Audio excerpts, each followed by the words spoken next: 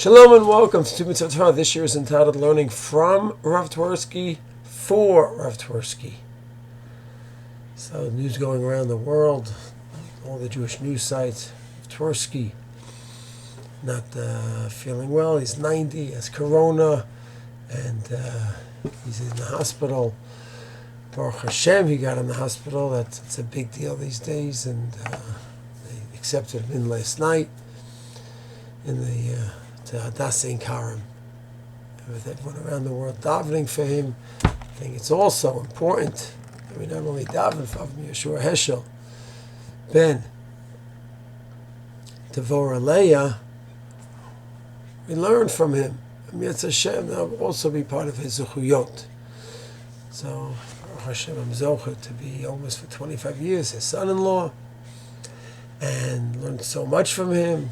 And I'd like to go over the last conversation we had in the car a week ago, exactly 2 weeks ago, when my mother-in-law, she should live and be well, she came up with corona, so I went right away to pick up Rabbi Twersky from Katamon and bring him to our house, and hopefully then maybe we won't catch it from her. And she was able to rest up. It was good for my mother-in-law. She should live and be well. And good for him too, we thought. Be able to have him in the house here and he won't catch it.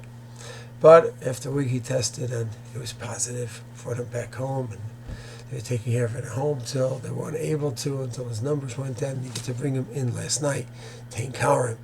So I drove him home. 2 weeks ago, Tuesday, I picked him up. Last week, Tuesday, I brought him home. After he tested positive, we're driving home. He said, "Danny, you know the story about the shul rabbi, the out-of-town shul rabbi?" I said, "No, what's the story, Savashia?" He said, he's in a town where people aren't observant in America, out of town somewhere. Many people had no background, no connection to the Masorah. And it worked and worked and worked. And finally, one of them, he actually got this person to go ahead and keep Chazir. Keep this a treif and stop eating Chazir and observe the halachot of kashrut. And it was very impressive. Then after a few weeks, he said to the fellow, "You know, Shabbos is really important part of our Torah, part of our Masorah." So the twinkle of the eye, Rabbi Twersky said to me, the fellow said to the rabbi, "Don't be a Chazir." Meaning, not yet. Don't push for too much yet. Slowly. So Rabbi Twersky, what was his message? His message to me was, Baruch Hashem, I had 90 years.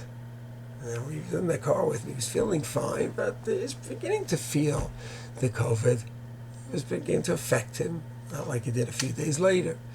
What was his message? Baruch Hashem, I had 90 years, and look, Hashem was so good to me. To be a Chazir, I have to live longer, and no matter what, it's not fair, it's not just. No, it's a mitzvah, of course, to keep Shras al-Toshechem, to do everything to preserve our lives and to continue to live and to contribute to Klal Yisrael and grow in Avodas Hashem, of course. And that's what he did the next few days, trying his best to keep going. And gets Hashem in the hospital, he'll have a refuah shalema. But the point was to have a perspective and look, and not just focus in on one's own mortality. I'm going to die, you can't be, I caught COVID, Hashem, why are you doing this? None of that. Accepting what Hashem did, and not only that, but praising and thanking Hashem for 90 beautiful, productive years. So even in this scary moment where he's inflicted with this machala, and 90 years old, who knows where it's going to go? Still, he's giving me a beautiful message on our way back home to Yerushalayim. And I think it's a great message for all of us to appreciate the brachas Hashem has given us, even in the times of our crisis, and even where mortality is suspended. We don't know where we're heading. Thank you, Hashem. I appreciate what you've given me. Mitzvah Hashem, we should continue to learn. To daven for Rabbi Twersky, Shav Refuah Shalem. Shalom.